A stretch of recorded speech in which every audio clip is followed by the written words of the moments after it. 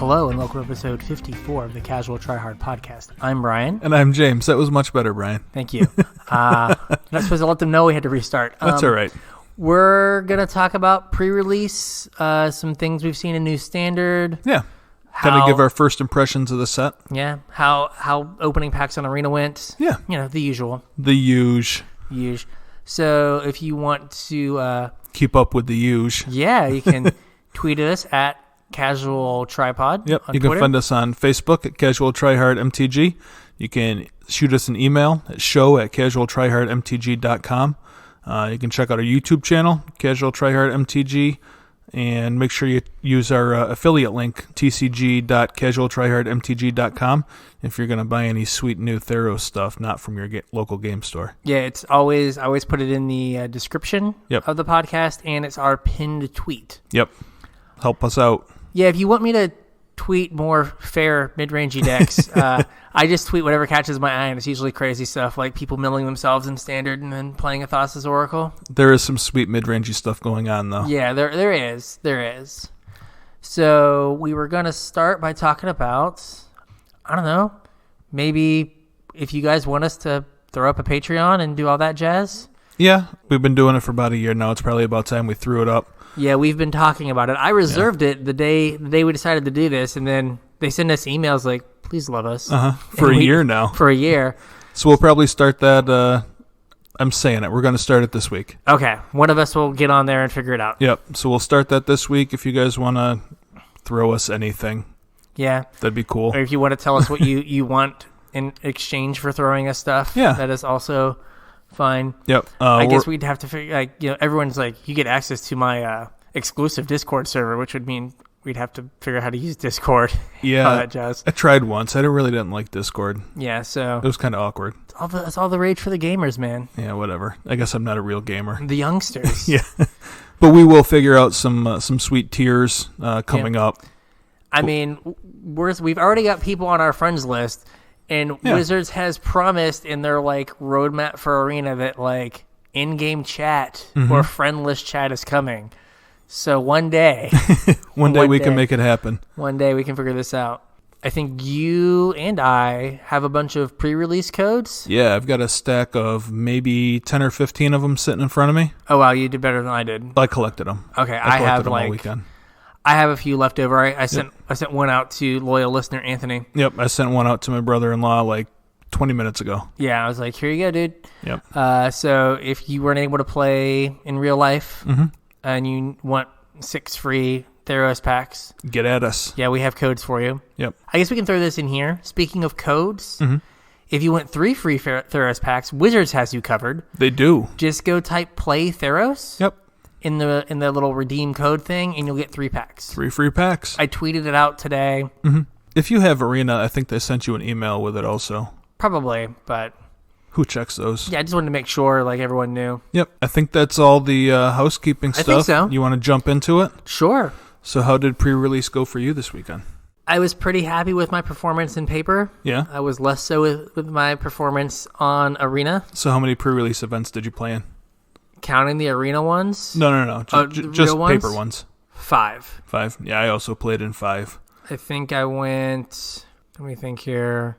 Oh, gosh, I had it in my head. I think you did exactly the same as I did.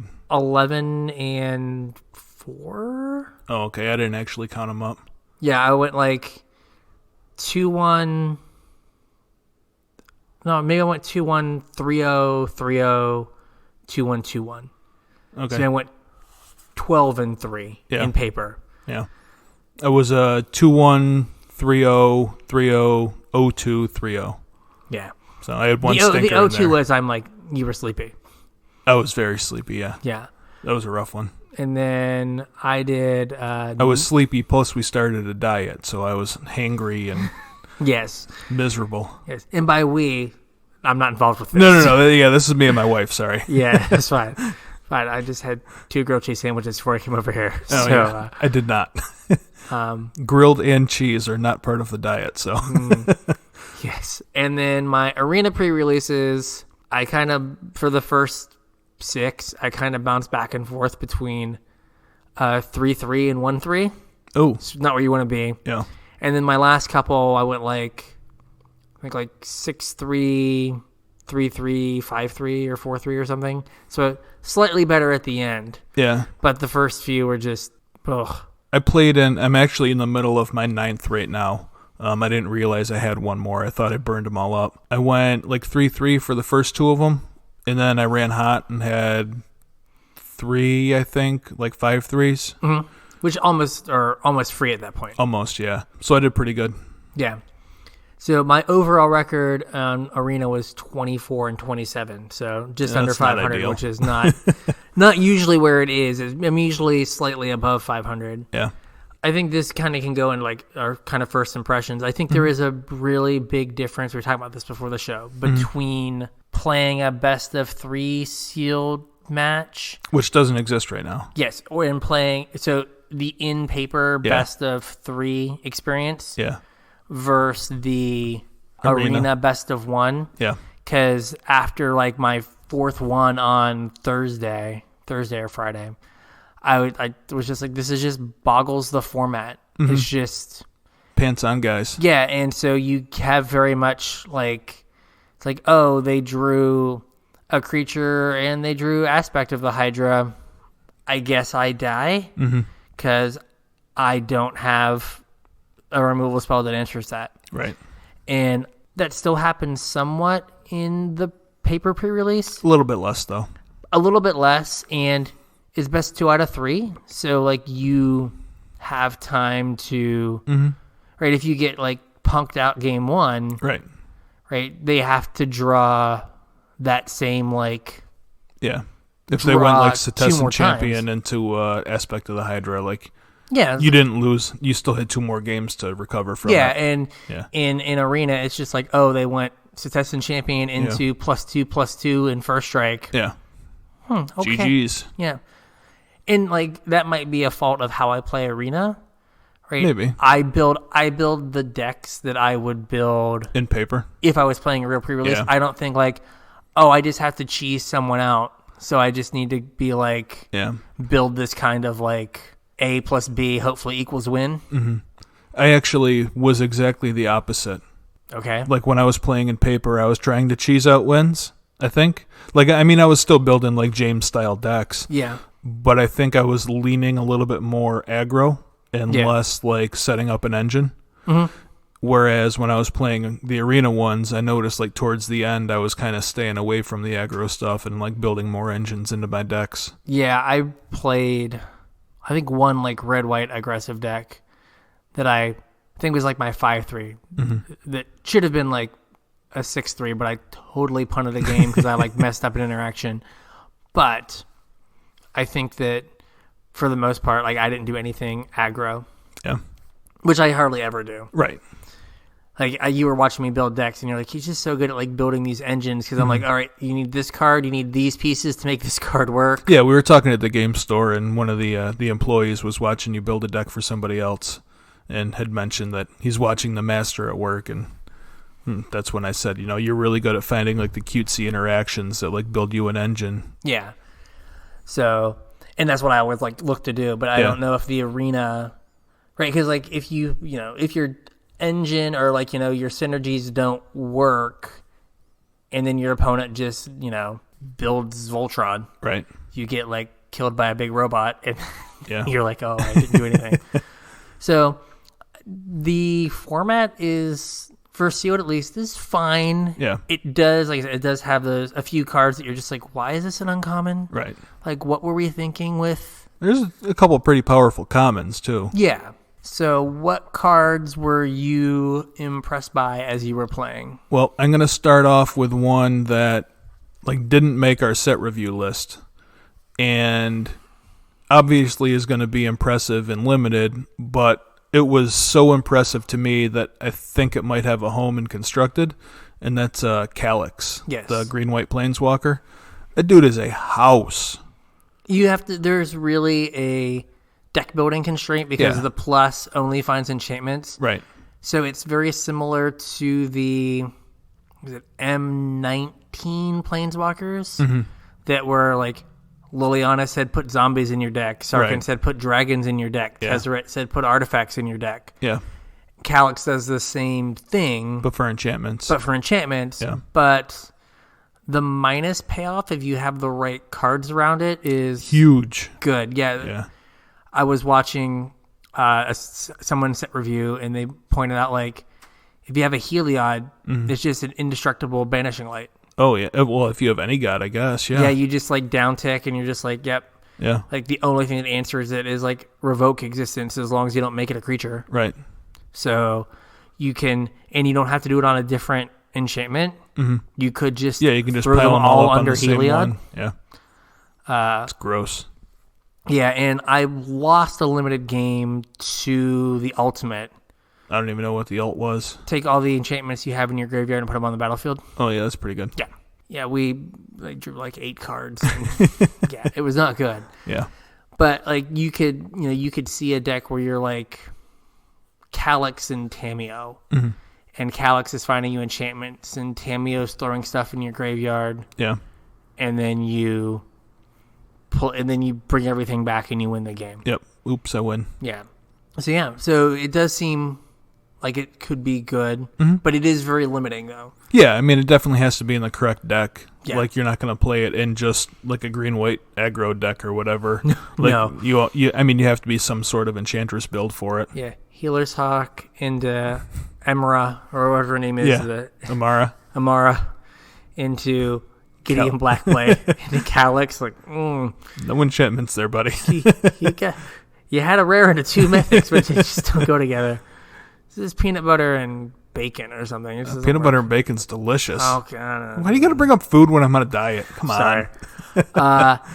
Next up is Hydra's Growth. Yeah, that card's just bonkers. So it's 2 and a green for an enchantment that when it comes into for an aura that when it comes into play, you put a +1/+1 counter on the creature it enchants. Yep. And then each upkeep you double the number of counters. On your upkeep. On your upkeep, yes. Right, yeah. On each of your upkeeps. Yep. So it does make a creature giant. Fast. The downside is it doesn't give trample. Right. I had an opponent on Sunday night who, once it got up to 78, I just stopped keeping track of how large it was. Well, it doesn't matter at that point, really. Yeah. But I had a 1/2 spider. Yeah. So he could not attack. I had a bunch of other creatures, but it's like, I have this stupid 1/2. Like, you can't get through. Right. So it did make his, like, beetle giant, but, But, yeah, you throw it on, like, a flyer. Mm-hmm. Or sometimes, like I said, you just, like creature that, and then you have, like, a removal spell, and then they just have to block it. Right. And, It's a 3-mana abyss. It is. It's very good. Yep. So then we have Thassa, who is getting all the hype in Constructed right now. All of it. Like, was that card... It wasn't even on our list, was it? I think we skipped right over it. Yeah.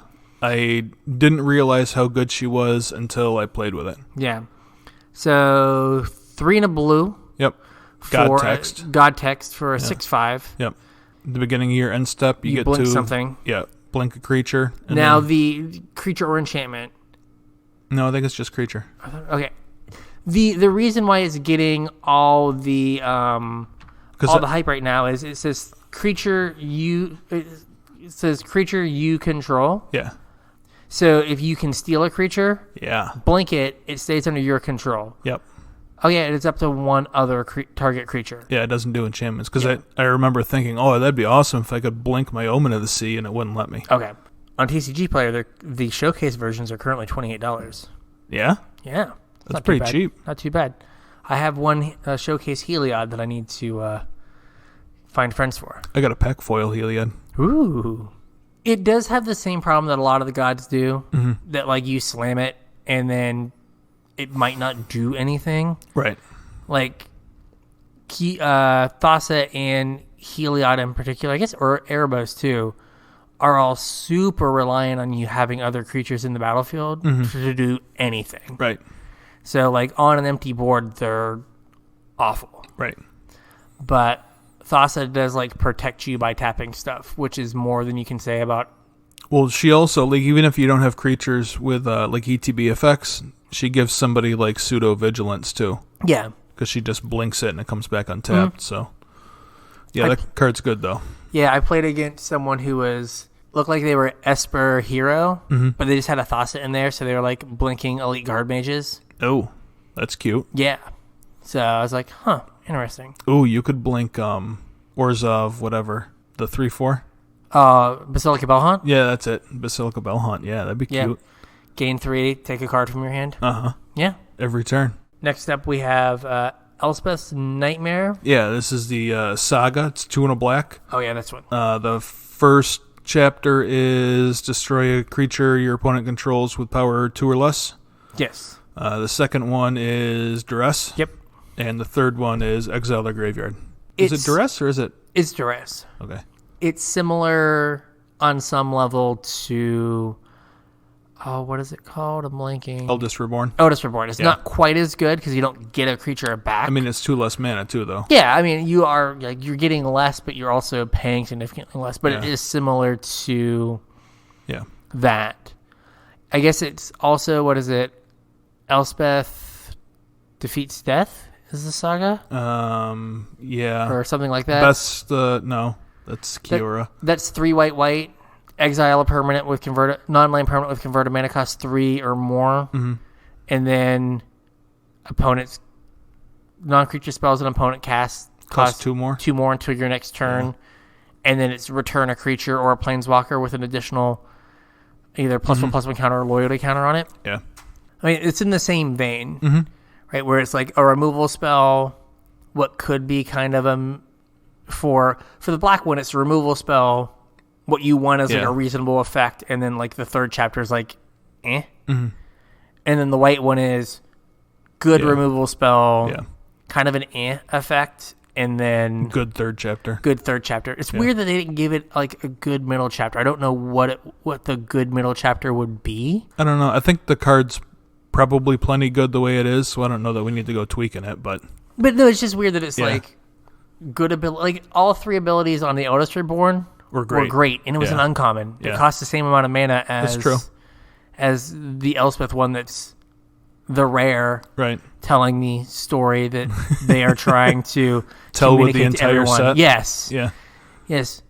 It might have been they might have given it a good second ability, and they deemed it too good, and they're like, "Oh, that could be. What's something generic and white we can throw in this text box? We don't want to pull an Oko." Yeah, don't want to pull an Oko. So after that, we got Aspect of the Lamprey. And I know this probably isn't a Brian card. I mean, I played it. It was fine. Oh, I thought this card was sweet. Like, you go 2-drop into Elspeth's Nightmare into Aspect of the Lamprey, and, like, your opponent just doesn't do anything in the rest of the game. Fair. I mean, it's reasonable and sealed because Mind Rots are reasonable and sealed. Yeah, that's true. Right? So we're talking about this like everyone knows what we're talking about. It's a 3 and a black for Aura. Enchanted creature gets lifelink, and when Aspect of the Lamprey enters the battlefield, your opponent discards 2 cards. Yeah, so it's basically Mind Rot where they tacked an extra mana onto it to give your creature lifelink. So right. Yeah, but like that's relevant though, especially when like the format is putting pants on guys. Like the lifelink helps a lot. And then like the black-white archetype is also kind of about life gain. Yeah, I'm just saying that like it's not. I don't think it's probably good in what's it called in draft or reasonable in draft. Oh yeah, no, I'm not saying this is a constructed card at all. It just impressed me at pre-release, and I wasn't even thinking about it before that. It also has horrific art, but you know it does have terrifying art. Yes. And then my favorite, Commanding Presence. This one's a twofer. It's Commanding Presence and Staggering Insight. They don't have to. They can be on different things. They have to be on the same guy. Yeah. So Commanding Presence, 3 and a white for +2/+2 and first strike.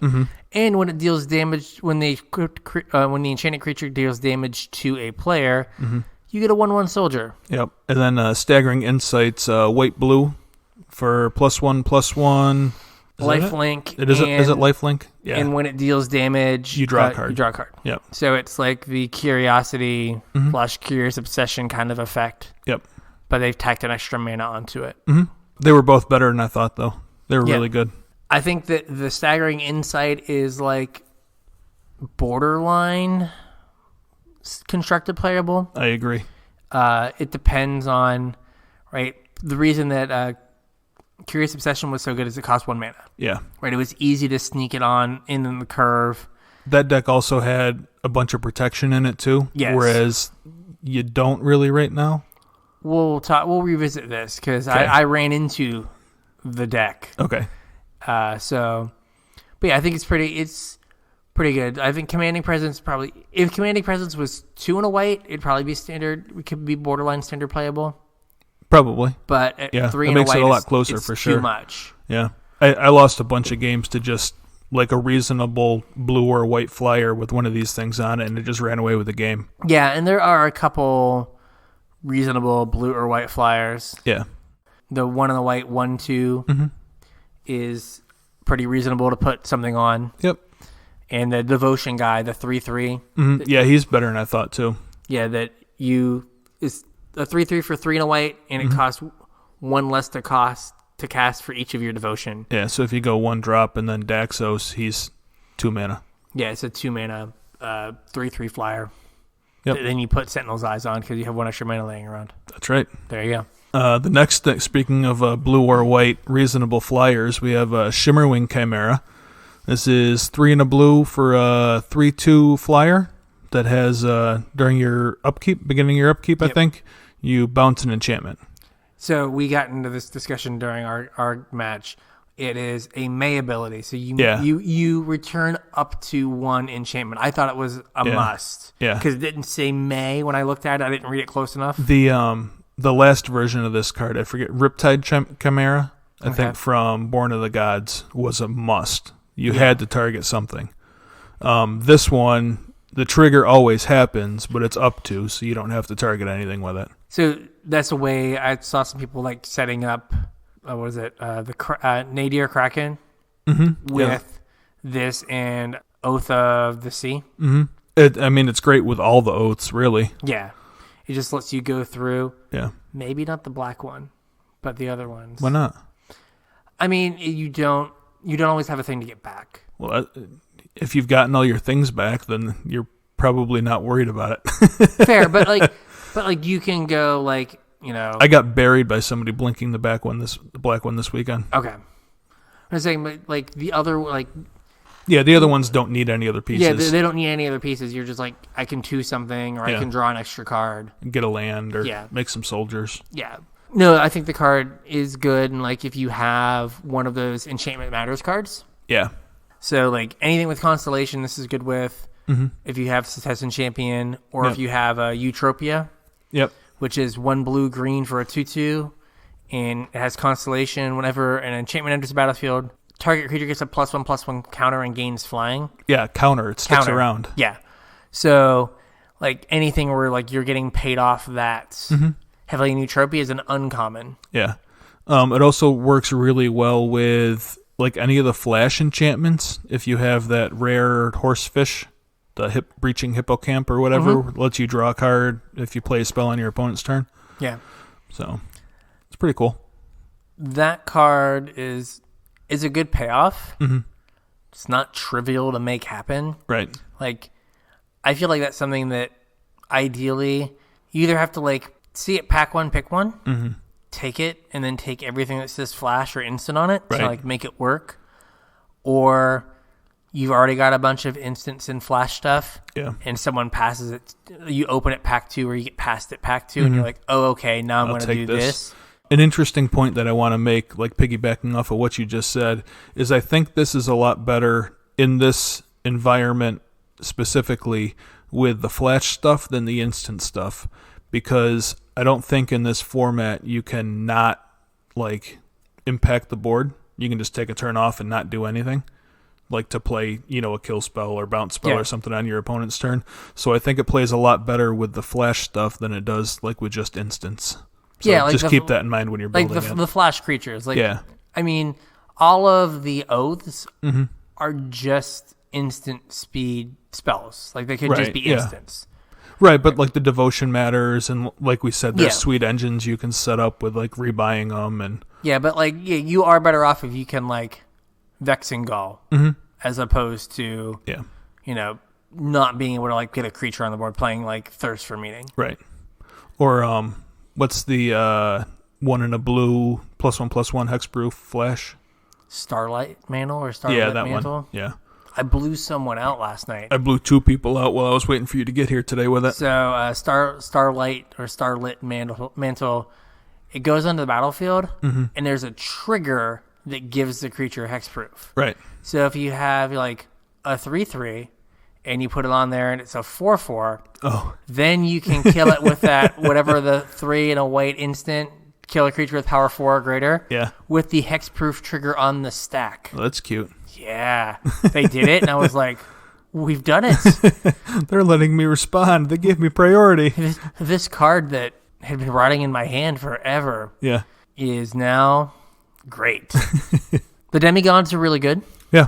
Were there any that you particularly liked? The green one. Yeah, I think the green one. I mean, it's the highest mana cost, but it is by far the most powerful. The fact that all your creatures get a +1/+1 counter after the fact. Yeah. After it comes out is great. I do like the ones that get a bonus power instead of bonus toughness. Which is the green one and the red one. Yeah. And the blue one, right? The blue one's bonus. Yep. I think that the green one has the best effect, and probably Daxos is next in terms of like what its like kind of static ability is. I really like Tiamat. So I didn't get to play with it. Yeah, or Timurat. Timurat. Yeah. I opened one of my pools on Arena was a double Timurat and double Heliod, and it was just disgusting. Oh, must be nice. It was just like, kill something, exile it, put a counter on it. Kill something, exile, put a counter on it. It was really good. But yeah, I didn't get a chance to play with the Caliphate. The blue one? Yeah, the blue one. I didn't get a chance to play with that one. I played it a few times. Like, it's just a 3 toughness creature that has like the Frost Titan text for all your creatures. Yeah. So it doesn't really help in combat. Yeah. So it just doesn't do a lot. Yeah, not it's enough. It's just like, oh, hey, it's a 5/3. It's like, okay, cool. I'll block with my 3/3. I'll probably like a Myers Grasp on it. So it's not as like impactful. Yeah. I do think that the 2 2-drop ones are really good because they're 2-drops. So Daxos and Timurat. And I didn't get a chance to play with Anax, although I think that one could be constructed playable. It could be. The again, we said that the fact that the satyrs don't block is a big deal. But getting just a bunch of bodies to attack with is good. Yep. Yeah, and the fact that the 2 2-drop ones, also the fact that they just contribute to devotion. Yeah. And there aren't a lot of black cards for devotion in any of the previous sets, and there aren't a lot of white. There might not be any white cards, or there might only be like 1 or 2. There's was there like a... I know it was in one of the... Might have rotated. There was like a white like 2/2 flyer from one of the like intro decks. Oh, Tomic is white, right? Oh, Tomic is white. Yeah. So you have like Tomic, you have legendary guy, but there aren't a ton of white creatures to like throw in your devotion deck to turn on Heliod. So Daxos has a good home there. Same with Timurat. You've got Urok's Fenlurker and Timurat. I think that's it. Like it. I was looking at white ones today. Yeah. It's like I feel like I know how that deck is built. Yeah. Another card that I think is like way better than I thought it was originally was the Eidolon of Hate. Yeah, didn't we look this one up? Didn't we look up to see if Deadweight was in the format for this card? No. I know we looked up if Deadweight was in the format. I don't think it was for this card though, was it? Might not have been, but I think it was for Ephemia that we looked up Deadweight. Oh yeah. Eidolon of Hate is great. It's a 1-drop 1/2 enchantment creature, and with lifelink. And whenever a creature dies with an aura you control on it, you draw a card for every aura you control on it. So Deadweight, Myers Grasp, whatever the new one is that makes you sack creatures. Yeah, Inevitable End or something. And Mogus's Hatred, the +2/-1. Yep. If there's like a mono red deck, if there's like a low to ground aggressive red deck in constructed, then then that makes Deadweight and Myers Grasp good, which in turn makes a 1/2 lifelinker that draws you more removal spells great. Yeah. But if it's make 55 mana and do some shenanigans. Oh yeah, then it's not very good. That's not good at all. Well, it's where's the format going to shake out? Is it shenanigans or is it like attacking and blocking? Right. I mean, one of the things that we were talking about over the weekend, like not all these, I mean, are good for like constructed play. Yeah. I was talking like broad in strokes general, and limited too. And we were talking over the weekend, like the removal's kind of awkward in this set because like it has to be timed correctly for the most part, like to get around auras and stuff. Yeah. So this. Like, if you have one of these guys, you don't feel terrible about, like, using a Myers Grasp and a Mogus's whatever, like, to kill something, because you're going to get both those cards back. Or, like, a Myers Grasp and then, like, having to trade your creature for it. You at least get, like, one of them paid back a little bit. It's a 1-for-1 exchange their creature for your 2 cards plus the cards you drew. Yeah, it's also kind of a payoff, like to play Boggles without the Boggle, because like if you put a bunch of pants on a guy and the guy dies, like it doesn't really matter because you're gonna draw all those cards back anyway. Yeah. So it played a lot better than it looked, I think. Yeah, I have one that's that I've liked in Constructed in a brief smattering of Constructed yesterday, and that is Thassa's Intervention. Yeah, that's definitely not a James card. No, so I dusted off Blue-Red Flash. Okay. Because I dipped my toe into Standard playing a god-awful deck. Porphyros is bad. Nothing good will come of you putting Porphyros in your deck. I thought I would try. I tried for all of you. Don't do it. It hurts. Well, I think we said last week to wait till Ikoria for Porphyros anyway, right? Yeah. I want to try. I was like, Fires of Invention, play my Porphyros, play something else, activate Porphyros, like live the dream. I went from getting squished, and I was like, all right, I'm going to play like Blue-Red Flash. And Thassa's Intervention, I took out a couple Mystical Disputes and just put it in. And it's just a hard counter. Yeah. So it's X blue, and the first mode is look at the top X cards. You can put up to 2 of them in your hand, and the rest on the bottom. Yep. So the awkward thing is when X equals 1, you just draw your top card. So it has to be 2 for you to actually draw 2 cards. Yeah, that is kind of awkward. Yeah. But then the second mode is counter target spell unless its controller pays twice X. Yeah, that's really good. So it is almost Mystical Dispute for 3 mana. That you could also draw cards if you needed to. Exactly. Yeah. And so I was just playing 2, and I was like, this feels pretty all right. Yeah. So I don't think I ever got to the draw card mode on it. I just like ate someone's Cavalier of Flame. And I was like, oh, this is good. This is great. I'll take it. So yeah, that card is probably not going to be super expensive. Yeah. But if there is a blue-red flash kind of deck, I mean, I could even see it like, I know the blue-green flash decks rely more on like creature interaction. Yeah. Or creatures to be their flashy elements. Yeah. But that deck has a tendency to run out of cards. Like you can trade 1-for-1 with it and run them out of cards. Yeah. And this is just like, it's a thing that can play at instant speed and refill. Right. The problem with Gadwick is you've got to like tap all your mana, draw your cards, and either leave up mana to hopefully draw a counterspell, or cross your fingers that they don't play anything that kills you. Yeah. In this, you're just like end of your turn, make X equals 4. Find my best 2 cards. Like the triple blue isn't trivial either in a 2-color deck. No. Yeah. No, like I don't think they don't play Gadwick in the blue-green decks normally. That was in the blue-red decks because they have like green cards in it. But I think this could be something that slots in for one of their like, medium counter spells where they might like they're not getting rid of their quenches, but they may like cut a Sinister Sabotage. Yeah. Because on turn 3 and 4 and 5, this a lot of times is just Sinister Sabotage. Right. That occasionally on turn 10 draws you 2 cards. Yeah, 2 of the best cards out of your top 6 or whatever. Yeah. So is there anything that you were unimpressed with or that you thought was going to play better than it did? I'm going to steal the ones you have down. Go for it. I don't know. You have down here that we it was harder than you first evaluated it to be to like turn on Escape. Yeah. I think it was just going to be generally difficult. Yeah. Especially with like the number of enablers. Right. That were in the set. Like you kind of knew it was going to be hard.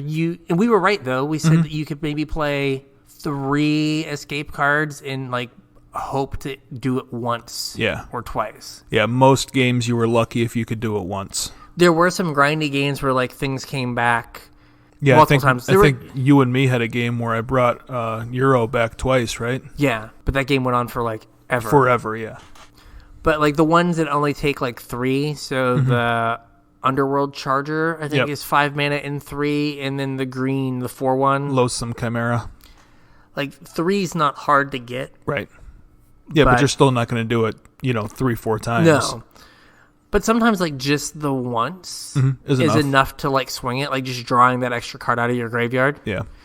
And like for the Underworld Charger, it's not going to block, but it comes back as like a 4/4. 5/5. Right? 5/5? Yeah. They both comes get back 2. big. The other one comes back with 1 counter. Yeah, the Chimera comes back 5/2. with 1, yeah. Right? But they're actual real beaters. And like late in the game, you top deck a land, and then you just are like, okay, fine, I'm going to play a real honest to God beater in this game now. Yeah. But yeah, it's not like it's just always on. I think if you were to do this in draft and prioritize let's say the green, I think it's the green uncommon saga. Oh, yeah. That like you mill yourself for 3, and then you get to like exile cards from your opponent's graveyard. Both players mill, I think. Both players mill. Yeah. Then you get to exile. Then you get to put something back in your hand. Right, like something like that that's going to put, effectively 4 cards in your graveyard. 4 graveyard. cards in your graveyard. Like something like that is going to enable that. But just like in sealed, where you're just like, I hope I open the enablers, and then you're just like trying to like trade stuff off in combat. Yeah, makes it tough. And you do get in these awkward spots where like your opponent attacks, and you're like, I can't block, because then that gives them their 5th card for their Uro, and you're like, but I don't want to just take 4. Right. So awkward. Yeah, what am I going to do? Yeah. The first like specific card that I wanted to talk about that read better than it played was the Cyclops, the 3 in a red for a 4/4. And if it if your opponent attacks with 2 or more creatures, it can't block. Yes. The card pretty much reads can't block. Yeah, I played the fight enchantment and then didn't realize that if you target, you have to fight. And I had 2 creatures, one of which was a flyer. Yeah. And I just needed to target my guy to get the +1/+0 and attack with both things, and then the Cyclops wasn't able to block. Yeah. I ended up feeding my second creature to the Cyclops on accident. Nom nom nom nom nom. That was the one that I was like, yeah, I kind of punted this one away. Like I thought that, the way it reads, it doesn't read just can't block. It reads like, okay, occasionally you're going to be able to block with it. But like an aggressively costed 4/4 beater, you're not going to hold back unless you need it. And if you need it to block, like that's the time when it can't block, because chances are they're attacking with more than 1 creature. Yeah. So like that card might as well just read can't block, and then it's nowhere near as good. It is super awkward. So it's a little tricky. We call those trap cards because they get you. Another card, I'm going to double back on what I said from last week. A card that underperformed for me was Ephemia. That was the legendary Harpy, 1 in a black for a 2/1 flyer. I really liked this card during preview season. Having played with it, it's not great. It just doesn't do enough on its own. There's plenty of enchantments that like end up in the graveyard, probably more in limited than are going to be in constructed, and it just doesn't really do anything. And again, I think we're looking at it through the lens of Sealed, but it is hard to build a deck that like functions and has a bunch of enchantments. I know the enchantment creatures help mitigate that, but it's still like it's not great. You're not going to have that like critical mass for it to always like be on. Yeah.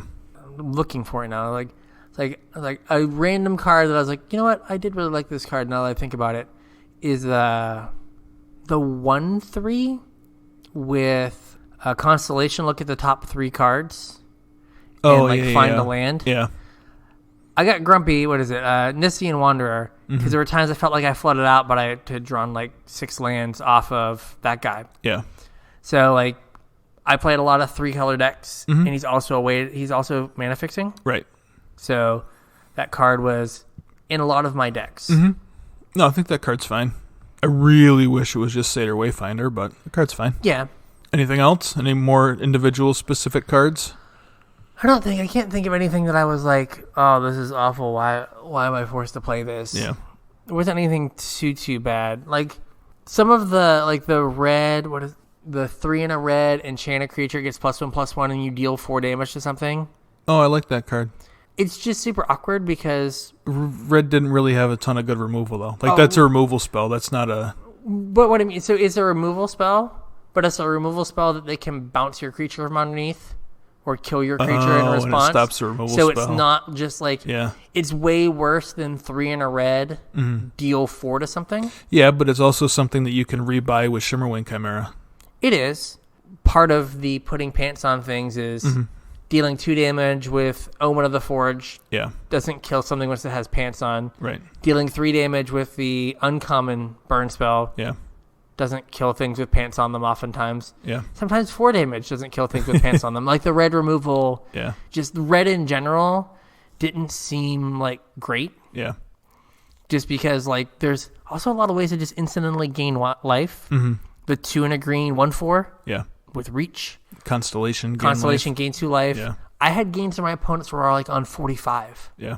And it's just like, what am I supposed to do? There's the other one that whenever a land's put in your graveyard, you gain a life. Yeah. That's like a backdoor way also to like fuel escape. Yeah. So what are our overall impressions of the sealed format? I think, first of all, enchantment removal isn't just main deckable. Like, it's almost a staple. Yeah, I had someone tell me that there was like a Reddit post or something that 48% of all the cards in the format get hit by Return to Nature. Yeah. Sneakily, green might have the best removal spell in the format. Yeah. In the, was it Mystic Repeal? Yeah, the 1-drop. Yeah, the 1 mana, put an enchantment on the bottom of the library. Yep. Gone forever. Yeah, it's like, it's literally the green Swords to Plowshares. Yep, basically. It's like, way to go, green. Way to have your color pie expand further. I think that, like, this format in particular, probably Draft 2, has a lot of really neat engines to play around with in Limited, and that's not something that you always get, so that was kind of cool. I know you didn't play I never played during last Theros, but this felt like last Theros. Okay. It felt exactly the same as when we were there before, and I think they nailed it. I think it was a lot of fun. I had fun. Since I was looking up cards, I want to give you an MTG Finance Minute here. Okay. Calyx, Destiny's Hand. Yeah. On TCG Player, currently $5. Yep. There you go. Get in. The card is better than it seems. Yes. You heard it here first. So, yeah, I think they kind of nailed this set. I was happy with pre-release weekend.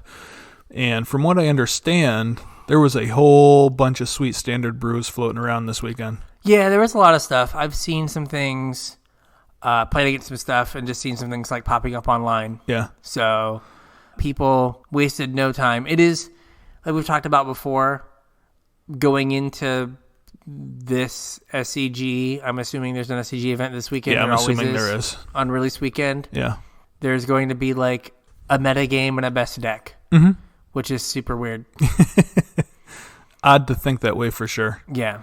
I know, like, in between pre-releases, I ran home to grab some food, and I popped Twitch on, and I don't even know what channel I was watching. It was some stream I've never seen before, but they had a sweet Grixis list that I took a picture of my TV screen and sent it to you. Mm-hmm. It was like a Grixis sacrifice deck. Yeah. It was basically like the normal sacrifice deck. It was Cat Oven, Claim the Firstborn, Priest of Forgotten Gods, Mayhem Devils, like the whole shebang. But then it was running Thassa, because, like you said earlier in the show, if you, like, active treason one of their guys and blink it with Thassa, it becomes yours forever. Yes. And it was also running Nightmare Shepherd, so that if you active treason one of their guys and sack it with Nightmare Shepherd, you get a 1/1 copy of that creature. And you exile it. Yeah, and you exile it, which is also a really cool interaction. If you run Nightmare Shepherd and Plague Crafter from Guilds. Okay. Oh, they have to sack 2 things? Yeah, you Plague Crafter ETBs makes you sack something. You both sack something. You sack the Plague Crafter. Then you make a copy of it with Nightmare Shepherd, and it happens again. So you're like kind of pseudo plague winding your opponent. Yeah, you play a 3-mana sack 2 creatures or a creature in a planeswalker. Yeah, it was pretty sweet. That deck looked like a lot of fun. I think that's the first thing I'm going to play with as soon as I'm done with my sealeds here. Okay. Was there anything you thought was cool? So there is this. I tweeted it out because that's what I do. Yeah. I didn't look at it super close. So I'm looking at it. I went back and looked at it now, and basically there's this mono blue Underworld Breach deck in the standard that is playing Thassa's Oracle to win. So it's playing the Sage of Mysteries, the Constellation Mill card, Merfolk Secret Keeper, Drowned Secrets, and then like Narset and Gadwick. And it's playing Underworld Breach. So you're just trying to mill yourself over, breach, and then cast a Thassa's Oracle after you've milled yourself out. Yeah.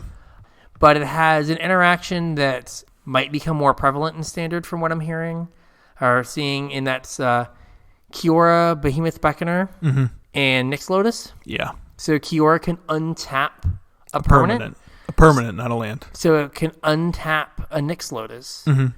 So you can like blue 1-drop, blue 2-drop, Kiora, play Nyx Lotus, untap it, and you get 3 mana. Yeah. So you've only like put 1 mana into your Nyx Lotus on turn 4. Right.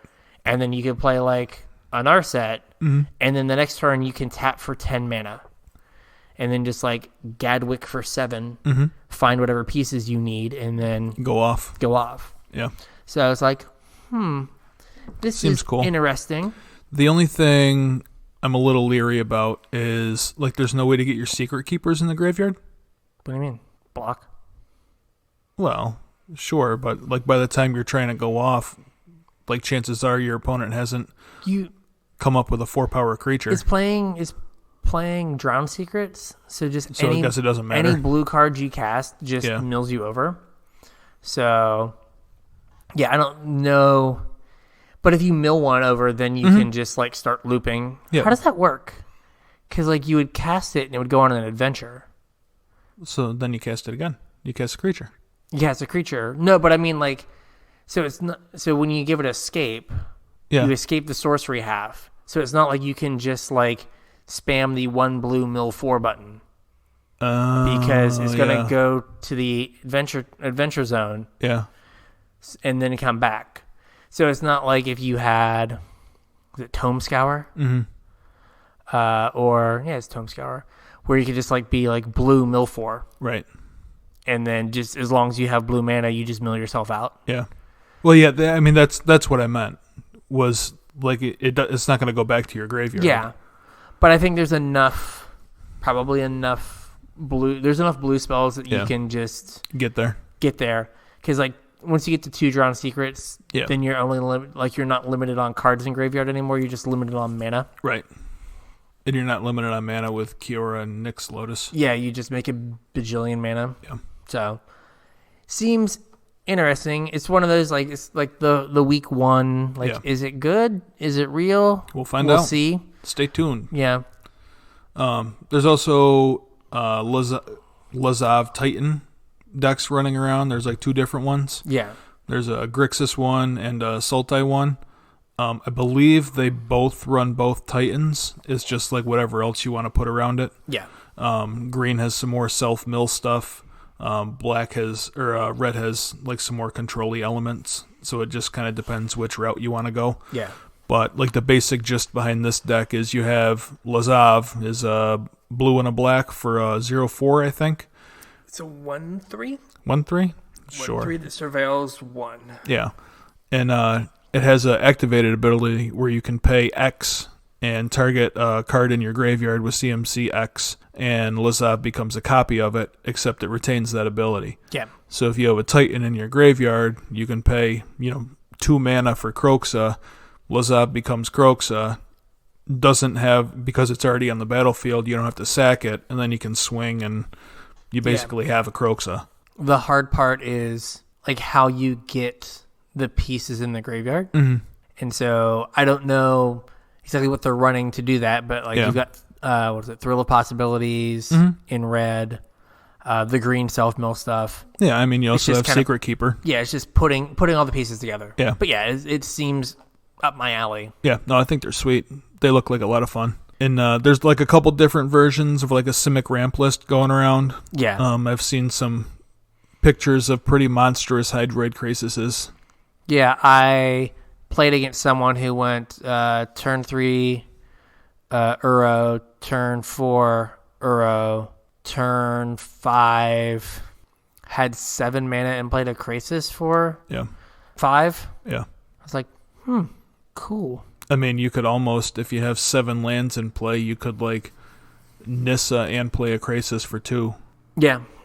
Actually, you could Nissa and play a Krasis for 4. A bunch. Yeah. Yeah. So, and I'm sure that there will be some version of this deck because Hydroid Crisis is busted. Right, and we still have like Mass Manipulation, which is another great ramp payoff. And Nissa, my opponent had Finale Devastation. Yeah, that's a good one too. They had to Finale for an Arboreal Grazer, so they didn't die. Did he get +10/+10 and haste and trample? No, he went like Finale Devastation for 1 because he used his last 3 mana. Oh, I gotcha. And I was like, just for a blocker. I was like, what is for what? Oh, okay, cool, cool. I'm not worried about this. This is fine. Yeah, I mean, it also has the same. It has the same issues that the blue-green decks had kind of previously, which is they were the best decks in the format at all times. No, or not that issue. Not that issue, but I mean, they still to some degree, right? When you just play big dumb ramp paths, you are a little soft to counter Magic. Yeah, but the interaction between like Cavalier of Thorns and Uro, where like it just fills your graveyard and then lets you bring it back. Yeah, it's great. Right, like, and Uro is just like you always have a ramp payoff. Like if you get to play your ramp spell, it also is your ramp payoff. It's kind of like Beanstalk Giant. Yeah. Except for way better. Yeah, the creature doesn't. The creature is not just like chump blockable. Yeah. Right. The creature actually gives you something if it gets chump blocked. Right. So I played against this mono white Boggly deck. Yeah, you were telling me about this earlier. Basically, the gist of it is they're trying to play. I'm not going to know the name. The white for a 1/1 lifelinker that you can sack and give a creature protection from a color, and then the 1 and a white 1/2 flyer that reduces the cost of all auras by 1. Yep. They're both enchantment creatures. Right. Daxos is also an enchantment creature. That he is. This means that all their creatures are enchantment, so things like all that glitters make things huge. Huge. And then on top of that, they have another one. Karamitra is the 1 mana. +2/+2 and indestructible and hexproof if it's like an enchantment creature. They get like indestructible. It's +2/+2, and they get indestructible if it's indestructible and hexproof if it's an enchantment creature. Yeah. So they just pile up a bunch of auras, and they have effectively 4 ways or 8 ways in the deck to protect their thing. So it's kind of similar to Dive Down. Yeah. But Dive Down didn't have the restriction of being an enchantment creature. So they're restricted to playing enchantment creatures. But I guess it's or an enchanted creature. But I think it just works better to have enchantment creatures. Easier. So there was that, and then just like the mono red, like Heliod Linden decks. Mono white, Mono white Heliod Linden decks. I ran into a couple of those. So it seems like people are like feeling out the mono-colored decks right now. Yeah, there's been quite a few mono black lists running around too. When we were kind of talking about this before the show, what the correct way to build it is. Yeah.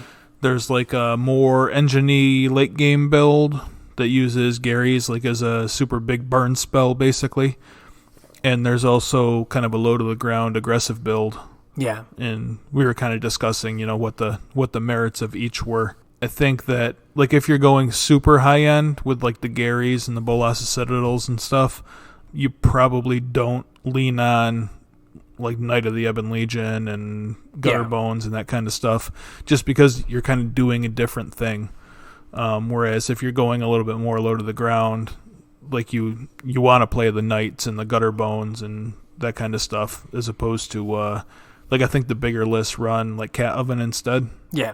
So, a little bit different decks. Some of those decks are splashing colors also, but... Yeah, the ones I've seen have just been, like, mono black. Yeah. And I think mono black definitely gets a shot in the arm because the Black Castle is secretly, like, the best castle. Yeah, really good. And, like, you have a bunch of incidental life gain, so the life Right. that you lose from activating the castle is, like, whatever. Mm-hmm. But, yeah, like, there probably will be some mono black deck, at least the first weekend, Yeah. running around. Like, I think it's, like, a rite of passage in every format that, like, someone's like, I'm going to play mono black control. Yeah. And maybe Gray Merchant pushes it far enough that you can actually play that deck Maybe. and not get clowned. We don't have Thoughtseize this time, so We who don't knows? have Thoughtseize. Like, we have the new 2-mana discard spell. Yeah. And, I don't know, Murderous Rider is a better Hero's Downfall in most cases. Yeah. You are taking a hit on the Thoughtseize, but Right. you are up a 2/3 lifelinker stapled to your removal Hero's spell. Downfall. Yeah. The argument is, like, do you play, like, Nightmare Shepherd is kind of the, like, break point, I Yeah. think. Like, the first build I built was more low to the ground, and it had, like, the Gray Merchants at the top end as, like, the finisher. Yeah. As it gets you to 8 Yeah. Gray Merchant you. Like we were talking, though, like the Nightmare Shepherd builds, I don't know that they're, like, hyper aggro. No, they might not be. Because I think you just want to set up, like, a Woe Strider into Gray Merchant and then, like, fireball your opponent with a Gray Merchant, sack it to the Woe Strider, bring it back with Nightmare Shepherd, and fireball him again. Yeah. And, you know, in one turn, you've had a, 18-point life swing or something. Yeah. All right, next up is Arena. It's Arena time! Doo-doo-doo-doo. Yeah, come on, Wizards, hook us up. Look at that flourish, that intro that your product got. We talked about doing sealeds on Arena. Mm-hmm. That's because I think it's kind of the best bang for your buck in terms of, like, you get to do something. Yeah. And you get packs. Product. Yeah. It's actually better if you're going to put money into the game, like to get gems or whatever. It's better to do sealeds than to buy packs with them. Yeah, because how much is a pack in gems? I don't remember. I know it's 100. Do you get 10 packs for $20? Is that what it is? Oh, I'm always not sure. I always bought my packs with gold. We're gonna open up Arena and find out. Yeah. But if you do, I mean, even if you do trash like I do, or I did, I spent enough gems to do 5 sealeds, but I did 9. Right. Because you always end up getting something unless you just go like 0-3. Mm-hmm. So you always end up getting, what is it? You get 3 packs for... Yeah, so you get your sealed pool, and the packs for, like, playing limited are different than the packs you get normally anyway. Like, the packs you get normally are, like, 7 cards or whatever. I think there's 7 cards. The packs you get when you're playing limited are 15 cards, just like a normal booster pack. So you're getting more cards in the pack. Yeah. And you're up like an uncommon and like 6 commons. Right. And then you also get 3 booster packs no matter where you finish in the tournament, like regular 7-card packs to open later on. Yeah, so you see like 9 packs. Yep. For 1,200, gosh. 2,000 gems. Yep. So looking real quick, 6 packs is basically packs are roughly 200 gems a piece. 3 packs is 600, 6 packs is 1,200. They give you no like discount. Okay. So 9 packs is 1,800 gems. Mm-hmm. And so you're down 200 gems, but as soon as you get your first win, right, you're in the black compared to if you just bought packs to crack. Well, I think even if you just lose, you still get like 200 gems or something back, don't you? Oh, is it? I think so. You got it up on the screen. You tell me. I've got to navigate I got to navigate this wonderful thing here. 1 win is 200 gems. So you start at buying. You buy 9 packs. Right. That's the floor. Then you. But you get sealed. extra cards. And you get extra cards and you play sealed. Right. And like at one win, you are plus 200 gems from where you would be if you. So even my trash 1-3s, I was like, I was doing it. Right. So I went in this time and I was on the ball, and I got rid of all of my vault progress that I had accrued over however long. Yep. And I knew going in I had roughly 58% of my first vault done. Okay. And then I took all my common and uncommon wild cards, and I got every white and blue playsets, every white and blue uncommon. Okay. And common before I started doing any sealeds, and a bunch of the black stuff too. And then I did the 9 sealeds, plus then opened 200 packs. Whew, that's a lot. So now the 200 packs were, I think, 140 or 150 from your gold. From my gold. Yeah. Plus then 27 prize packs.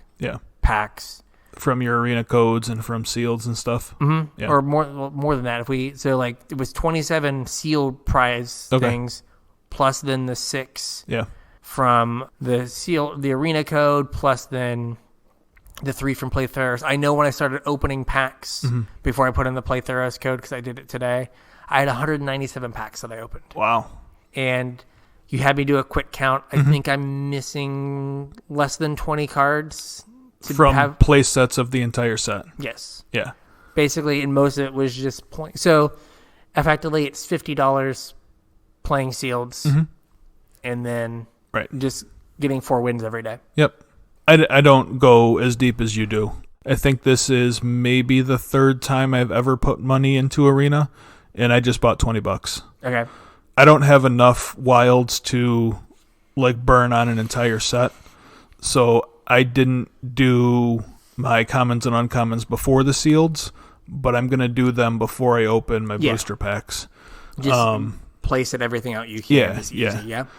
So like I said, I put $20 in. $20 is enough for 2 sealeds. Like if all you're going to do is, buy a sealed, it's 2,000. You get 4,000 gems for $20. So I'm on my 9th sealed right now. You did much better than I did. I was just hemorrhaging cash. Yeah, well, like I said, I think like I said earlier, my first 2 or 3, I was kind of 3-3, and then I ran hot for a couple, and I was 5-3 or whatever. Yeah. And I didn't even realize I had one more when I got home after work today. I checked it, and I had one more, enough for one more sealed, so I started it, and I'm pretty sure that's my 9th one. But yeah, I mean, that's a great way to start off your season. And then, like I said, if you go through and get your wild cards, whatever packs you open up for, boosting levels or open with your gold or whatever, the way the duplicate protection works is it's going to give you cards that you don't already have. And then if you already have them all, it's going to go towards vault progress. So this is what I did when Throne came out. Normally in a season, I would only get 1 vault out of a whole season's worth of play. I'm pretty sure I got 3 vaults out of Eldraine. So opening those 200 packs and all the seals in the 200 packs, I got 2.5 vaults. That's awesome. Yeah, so I'm up to 3 blinking treasure chests right now. Yeah, so we'll have to see. Remember this, and we'll have to check back at the end of the season and see where your vault progress is. Yes, we'll keep it. It is 300.7. So going forward, I will see how much I get. So this is your quarterly reminder to be smart during this pre-release season and build your collection wisely. Yeah, just don't jam. Just don't hit the buy pack with gem button. Yeah, I mean, if you're going to drop $40 on the game, to buy whatever their bundle is, it makes a lot more sense to do it this way. Not only do you get to play some Magic, which is what we're all here for, but you can also come out ahead in the long run. But what about Athreos? Yeah, right. You're not going to play Athreos. No. And even if you do, you buy him with a wild card. Yeah. 24 packs equals 1 Athreos. That's right. I've got that in winnings from Sealed. Yeah, See that you're going to get your Athreos anyway. I don't think that this card is busted for constructed. No, definitely not. We've been wrong in the past, but this is more Imperious Great Worm, I think. I think it's closer to was it Fire Song and Sunspeaker? Yeah. that it is to take all the turns forever till you die. Correct. So I think we're gonna try to get the spreadsheet up again. I don't know what I'm gonna like have in it. I don't know. Maybe I should just make a sheet and people like fill it in yourself. Fill in like archetypes or something. Well, I mean, you can. We'll just call it broad strokes. How's that? Yeah. We'll do mono white, mono black, ramp, cat oven. Yeah, cat oven. And then we we'll can go from there. Just from there, when you're filling it out, leave some notes for us so we can do the next week. So we can figure out what it is. Yep. We both have a team event coming up in a couple weeks. Yeah. So I imagine we're going to be putting our nose to the grindstone here and getting some testing in. Yeah. So we'll have our data in there and hopefully use some of yours and draw some conclusions. Does anyone have a good pioneer list for me? Because I've got nothing. No, that's not true. We have something. We have an idea. We have an idea. Yeah. We have not laid out the cards, sleeved it up, or played it yet, but we have an idea. Yeah. We're theory crafting. We've got 13 days. Yeah, we better figure this out, huh? Yeah, I don't want to the last time we had played a team event with this team, it was a less than desirable finish. It wasn't ideal for sure. No, so I don't want to be the reason that we go down in flames.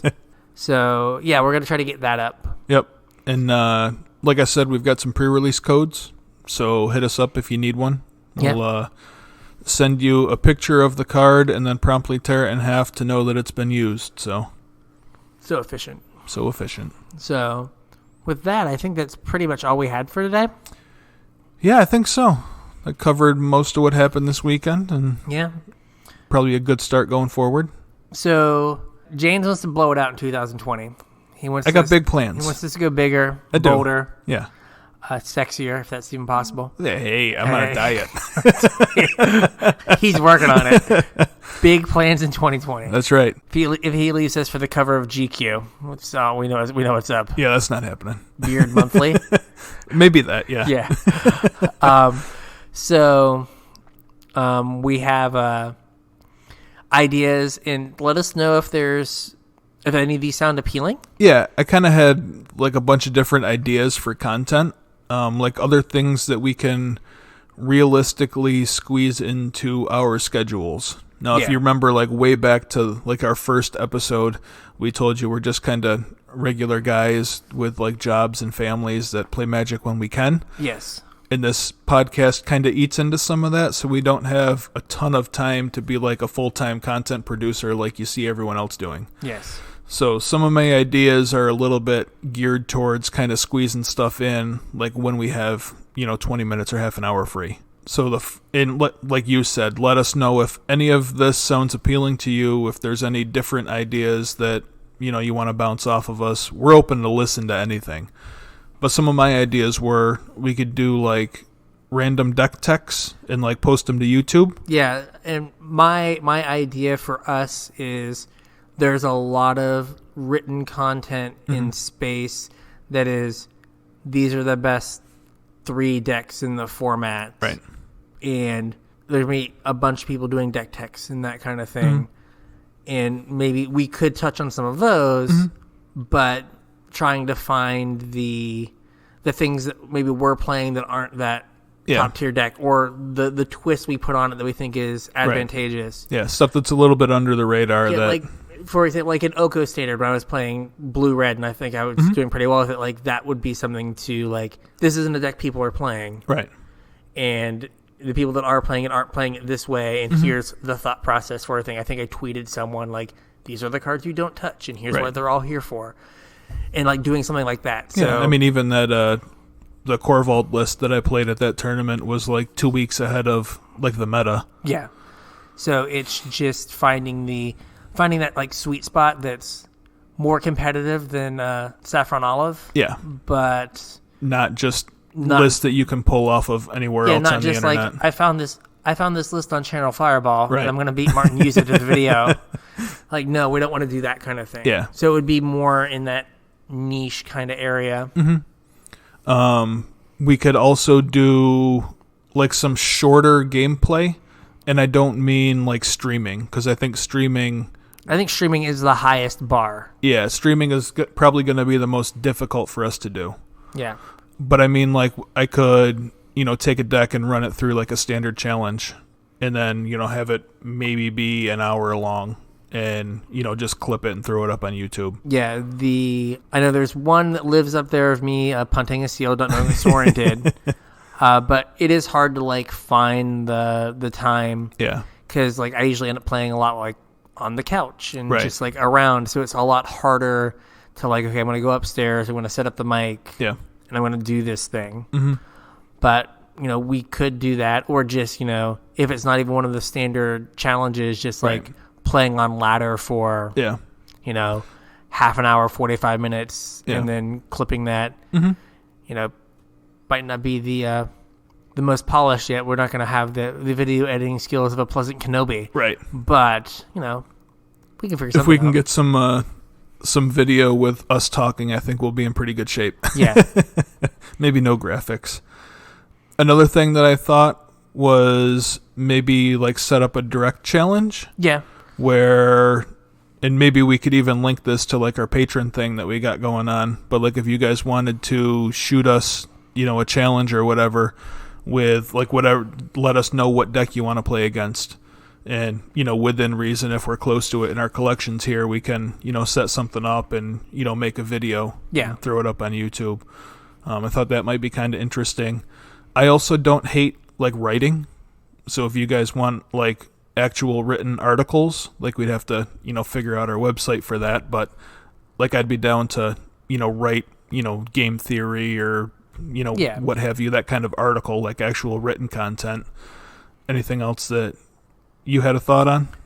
No, but I think it's important that we tailor it to what you guys want. Right. Right. Because, there's many a Pro Tour victor who's writing articles. Oh, yeah. Right. So, again, like, I think that we're not trying to compete with them. No, not at all. We're trying to give you guys what you want, because you can go find the CFB or go SCG read one of content. Yeah, go read one of PV's articles. It's going to be way better than whatever comes out of me. Yeah. But, a lot of times where you are as a player, the, 15-point guide on the nuances of sideboarding might not be where you need something. Yeah. Right? Might go right over your head. Yeah. So letting us know, like, where you want this content, right? It would be important. Because I don't want to just, like, read the same deck tech or do the same deck tech someone's done or the same article. Yep. So let us know if you got any ideas. And with that, you can send those ideas to @CasualTryHard on Twitter. Casual Tripod. Gosh, Casual Tripod. Man, I'm bad at this. You did that last week, too. I did this last week, too. I don't know what's wrong with me. Casual Tryhard was taken on Twitter. It was. Yeah. So in addition to sending them to @CasualTryPod there we go. on Twitter, you can find us on Facebook @CasualTryHardMTG. You can email us at show@casualtryhardmtg.com, or you can check out our YouTube, Casual Tryhard MTG. I think that's all the places we are. Make sure you use our affiliate link if you're looking to pick up some sweet Theros Beyond Death cards from TCG Player. It's tcg.casualtryhardmtg.com. Yeah, James is really taking the reins here since I can't remember things. This is good. I got it. He's got it all figured out. I'm on the ball. Yes. And so with that, I think we'll catch you at FNM. Yep, we'll catch you at FNM.